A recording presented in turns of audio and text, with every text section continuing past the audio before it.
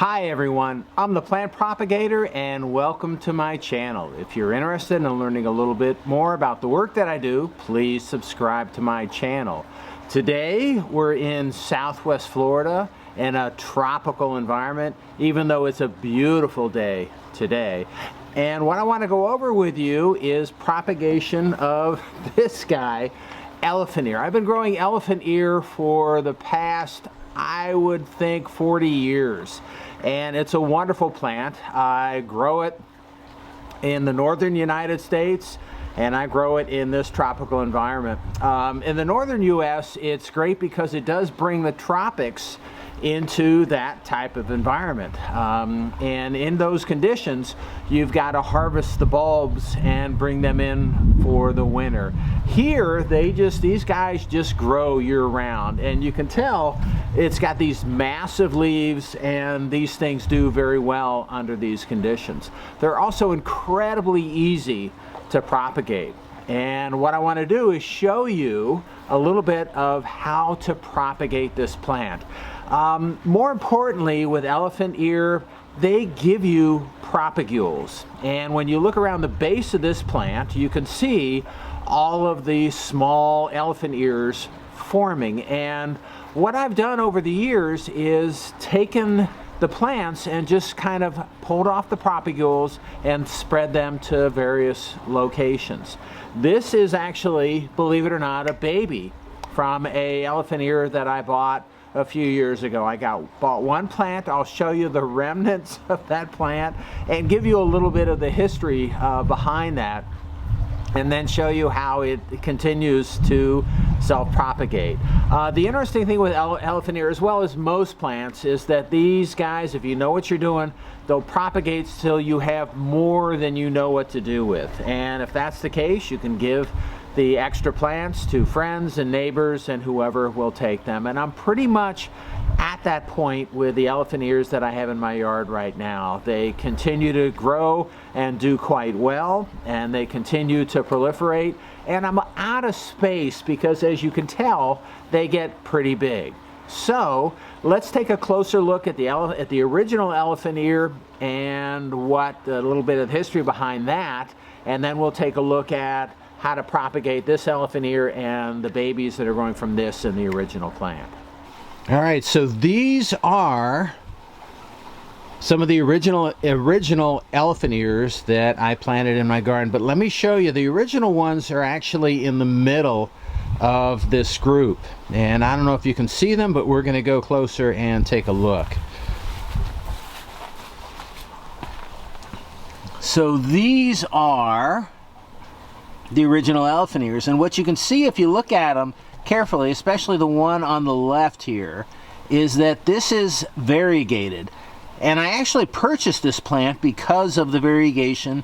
There's another variegated one in the back here, and I'm going to take you out and show you over here. There's another variegated, or at least the variegated leaf on this plant shown right here. So these plants started out as variegated, and what happens is you can take a look at the other plants that came from it, and they don't have variegation in them anymore. And the reason for this, because of the pattern of the variegation, this is a plastid mutation, and this variegation's unstable. So this was lost over time with this guy and this guy. And as you can tell, the variegated plants just don't seem to be doing well, whereas the variegated plants do quite well.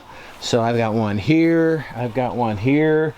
We have the one that we looked at before, but then I have another one in another part of the garden. So the variegated plants just don't seem to do well, because what happens when you have white leaves on these plants, they don't really have good photosynthetic capabilities. And then you also have the variegation, and because of the nature of the variation and the white in the leaves is unstable, it can actually get to the point where you have all white leaves, which don't do well, as you might imagine, or it kind of shifts the other way and you can get all green leaves, which then do well. So There's different types of plants that you can get depending on how stable the variegation and the plastid mutation are in these plants. But what you can see is that they're growing, they're coming up in the yard here, they're coming up in the garden, and all you have to do is dig them up and move them, which is what I've done. But you can see all of these plants have small plants growing beneath them here. And all you need to do, they're very simply attached. All you need to do is pull them out and transfer them. And that's what I've done over the years, so that now I have more than I know what to do with. But let me show you some of the other plants that I have and more of the small propagules that are growing out of the main plant as I show you here. And here are some more of my elephant ears. And as I told you before, I think I'm out as far as growing more of these guys. This is a newer planting, and you can tell it's a newer planting. It does look well. It's growing pretty well, but what you can see is that there's no new plants growing out at the base. When you take a look at the other plant next to it over here, this is growing a large number of plants out at the base. All right, so these plants are doing, the main plant's doing well, and then what it's doing is it's making lots of babies. And it's very easy to dislodge these, to dig them up and transplant them to a new location. So this plant also is doing well. And again, the problem is you can be overrun with these guys if you're not careful, which I tend to do because I like these things. But let me show you. We'll go over to take a look at another plant. Oh, I do need to show you this guy. And I'm awful excited about this guy. So can't see really good, but I'm excited. I got a bloom coming out on the Vanda is bloomed, and then the Cattleya is about to come out. Anyway, back to the elephant ear. Here's the plant. Here's the plant that I was sitting in front of earlier, and it's pretty large. It's about 5 feet tall right now. It's growing well, but as you can see from the base, we got a few babies down here. And it's just so easy to propagate these guys, because what I'm going to do is I'm going to reach down there and grab some stuff and see what I get. Sometimes the way that this works is that the bulbs are attached to the parent plant, and sometimes they're completely separate. So I think probably what we're going to get is these plants come out separate, and all that you do is just take these guys. Let's go down and get them.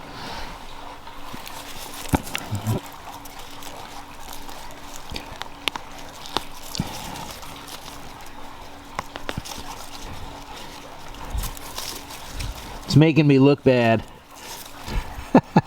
But this is all there is to it. And there's roots here, but all you need to do is pull these guys out. These aren't real good. Normally you want to have a little bit more of a thickened base associated with it. So these are really small. And you've got some that's hardly anything there. It's probably not good. But sometimes what you have is a thickened base that's associated with it, and you can just, and that's the better thing to use. These guys are really small, they're really immature, but there are roots associated with it. So you just pick these up, you stick them in the ground, and you water them, and they'll do well.